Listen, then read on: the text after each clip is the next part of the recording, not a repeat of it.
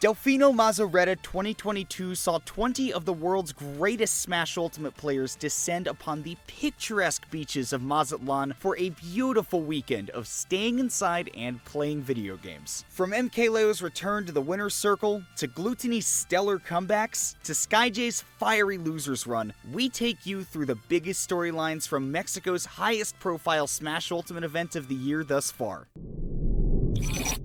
You ready for this? The surprise of the weekend wasn't MkLeo's return to first place, but how he did it. The professor was present, as Leo's Byleth did most of the work through pools and delivered a vicious 7-stock 3-0 against Chag in winner's semis. But Championship Sunday was Corrin's day. Leo's Corrin won its run back from the G4 Invitational against Larry Lur in winner's quarterfinals, and then took out Glutonny in winner's finals and Spargo in grand finals, dropping all of one game in the process. Where Larry had been living deep into red percents with regularity at the G4 Invitational, Leo was all over Larry in disadvantage at RETA, catching air dodges and aerials out of disadvantage alike. Leo had already indicated Corrin was his preferred answer to Falco, so it wasn't too surprising to see her against Larry. But the rest of main bracket featured some of Leo's strongest opponents. Glutonny forced Leo to switch off Byleth to Aegis at Smash Ultimate Summit 4, and Leo used Aegis in their subsequent matchup at the G4 Invitational as well. Spargo, of course, had taken down the Byleth with Cloud in both of their previous matchups at Collision and Summit. Leo's last win against Spargo entering RETA 2022 came at the Smash World Tour Championships, where Leo won 3-0 with all Aegis. All of this is to say that after his winner's semis evisceration of Chag with Byleth, Leo had some decisions to make. As solid as his Aegis had looked against Glutonny and Spargo in the past, Leo hadn't busted it out all weekend. And as Leo tweeted, his familiarity with Corrin is intense. He's played the character at a high level since Smash 4, and this is the first time we've seen him play her seriously since she received some major buffs in patch 8.0.0, which took place over the lockdown period.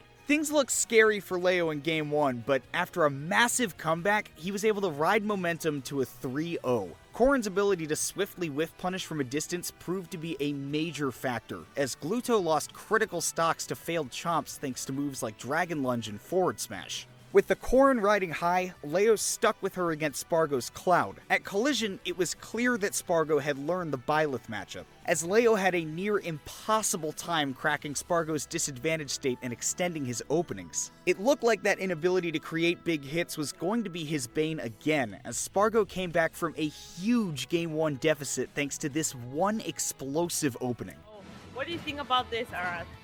It's looking super rough and going for that cross slash limit! Instead, Leo was able to hunker down, prevent the explosive limit kills, and even managed to find some big extensions of his own. As the set progressed, Leo was able to use Dragon Fang Shot and Down Air to cover massive chunks of the screen and severely impede Cloud's recovery, leading to early stocks and creating fear and confusion for Spargo off stage. It was easy to dismiss Leo's Corrin as a failed experiment after the losses to Larry Lur at G4, but perhaps this was exactly the mix-up he needed to complement his Byleth. The combination of Leo's career of experience with the character and the top level's lack of experience against her is a potent one. Just as the world was beginning to figure out his Byleth, Leo is ready with a new challenge, and we never should have expected anything less.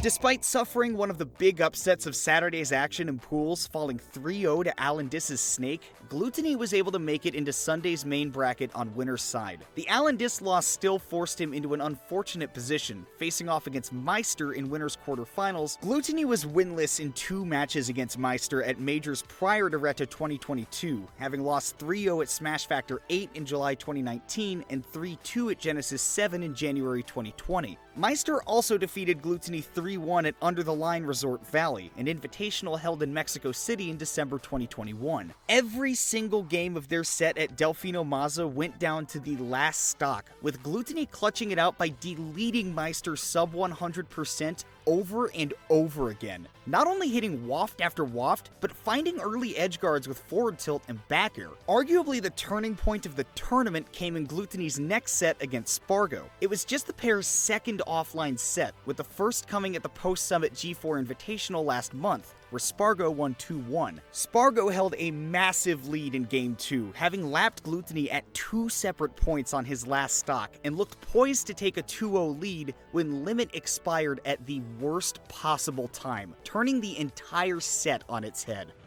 Trying to cool it down though, trying to get back this momentum control. No Spargo limit, and that's the stock as well.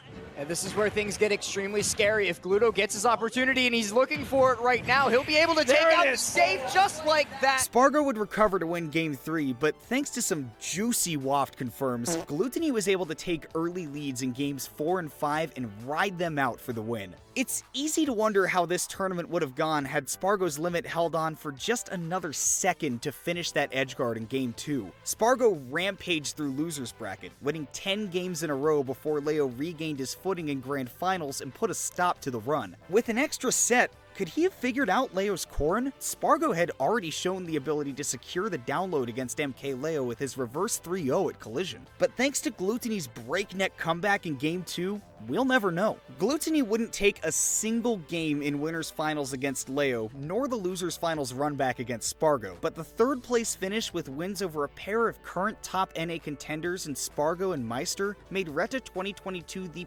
perfect comeback event for Glutonny after his 17th place finish at France's Wanted series the week prior, delivering some of his best wins yet along the way.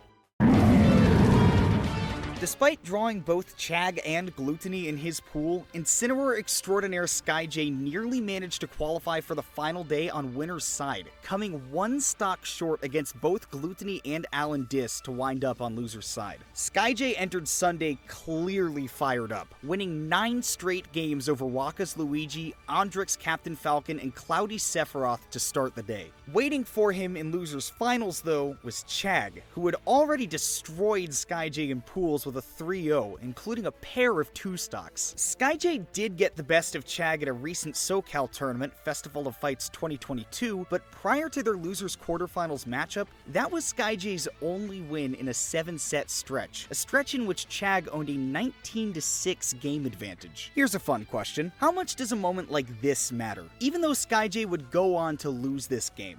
But I don't see Skyjay making it back, but if he does, I'm gonna lose my boys. I don't know, man. You spoke it into existence here, and Skyjay might just make it happen. Chag spent almost all of Game 3 proving that Skyjay's Game 1 victory was a fluke, dominating neutral and demonstrating the futility of Incineroar's recovery. And then, in the blink of an eye, it was a game again. Yes, Skyjay still came out of this game down 2-1, just the same as if he had accepted fate and meekly surrendered to the 3-stock it appeared Game 3 was heading towards. Would Skyjay have been able to start Game 4 with the same kind of fire, finding the first stock and riding it to victory without the shift in the set's energy he created with that 0 to death? Would Chag have played more aggressively with the lead he created in Game 5 if not for the seeds of doubt Skyjay planted in Game 3? Even with more robust statistics than we currently have access to, it will be difficult to prove the answers to these questions either way, affirmative or negative. And even if we could at a population level, different players react uniquely to different situations. It sure felt like the momentum in that set swung on Skyjay's 0 to death, even in a futile effort, but there was a long time between that moment and the intense finish to Game 5, in which Skyjay spent over 50 seconds above 100%